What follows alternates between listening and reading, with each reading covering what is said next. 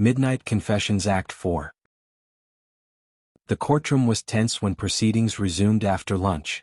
Sunlight filtered through the rain-streaked windows, illuminating the polished wood panels and casting long, dramatic shadows across the jurors' faces.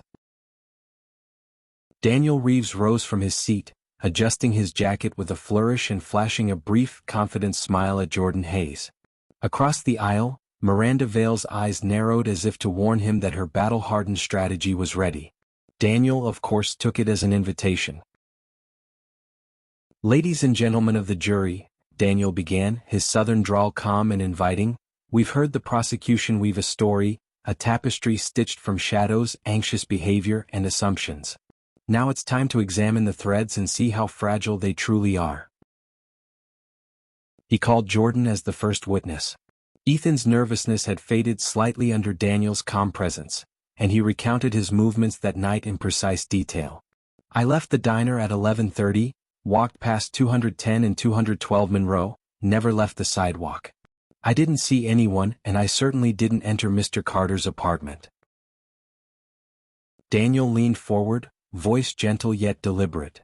"And no part of that walk took you inside the apartment or into direct contact with Mr. Carter?" "No, sir. I didn't touch anything. I swear." Daniel turned to the jury, letting the sincerity settle in. "Ladies and gentlemen, here is a young man whose presence near the scene is entirely innocent. Anxiety, proximity, and vague descriptions do not constitute guilt. But let us look deeper." Next, Daniel called Spencer Creed. The retired NYPD investigator approached the stand with measured confidence, eyes scanning the courtroom as he recounted his investigation. "I reviewed surveillance footage from multiple blocks along Monroe Street. Jordan's path was consistent with his statement. He never deviated toward 214 Monroe. A hooded figure was seen, yes, but not matching Jordan's height, build, or gait. Fingerprints on the pendant were inconclusive.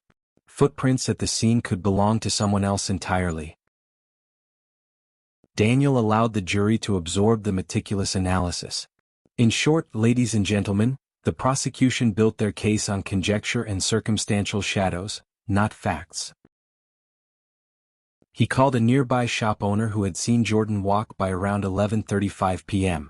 The owner's testimony confirmed Jordan's timeline, unbroken, unambiguous. Daniel let the pause linger as the jury absorbed the corroboration. Daniel then shifted attention to physical evidence, the pendant and the footprint. He invited the coroner, Dr. Marks, back to the stand. "Dr. Marks, based on the footprint's measurements and the composition of the pendant residue, is it possible to definitively tie these to Mr. Hayes?" "No," Dr. Marks replied. "There is no conclusive link." "Exactly, ladies and gentlemen," Daniel said, pacing slightly, using subtle motion to reinforce emphasis. "Nothing here proves my client's involvement. Only the prosecution's hope that coincidence will suffice." He next called a delivery man who had seen a hooded figure fleeing the scene, a figure taller than Jordan. "Yes, it was broad-shouldered, moving fast," the witness testified.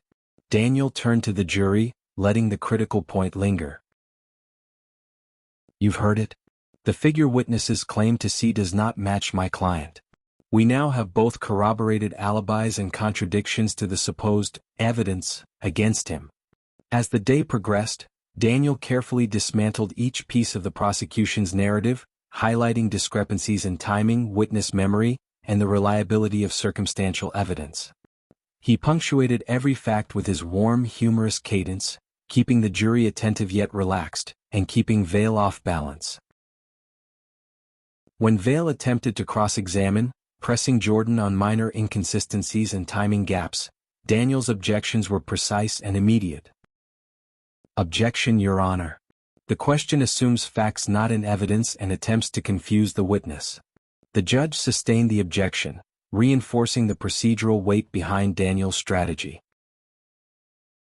Daniel's final witness was an independent security consultant who analyzed lighting, shadows, and lines of sight from Monroe Street.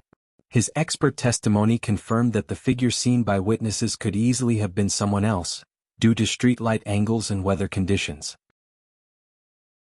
Daniel turned to the jury, voice low but commanding. Ladies and gentlemen, we've shown you a clear timeline. We've established alibis, corroborated witnesses, and addressed every physical clue. Jordan Hayes was in the wrong place at the wrong time, yes, but he was not the criminal in this room. Shadows mislead, footprints misdirect, and anxious behavior confuses the innocent with the guilty. The law protects us against these mistakes. He allowed a slight pause, scanning the jurors' faces. Justice is about evidence, not fear. It's about reason, not conjecture. And in this case, reason shows clearly that Jordan Hayes is innocent. As the courtroom recessed for the day, Daniel returned to Jordan's side. "Kid, every assumption the prosecution made has been tested, dissected, and found wanting. Tomorrow we deliver the final act, the summation that seals the truth." Jordan's eyes held a mix of relief and lingering tension. "Do you really think they'll see it?" Daniel gave a small grin. "They don't have a choice. Facts are stubborn. What? They crumble under scrutiny. Tomorrow we'll remind everyone exactly how stubborn the truth can be." Outside, Brooklyn streets glistened under the evening drizzle, the shadows of the night already fading. Inside, Daniel and Spencer reviewed notes, plotted their final arguments, and prepared to turn every thread of doubt into a decisive victory. The stage was set. The jury had seen both sides, and now the weight of reason and evidence rested firmly on the shoulders of the defense.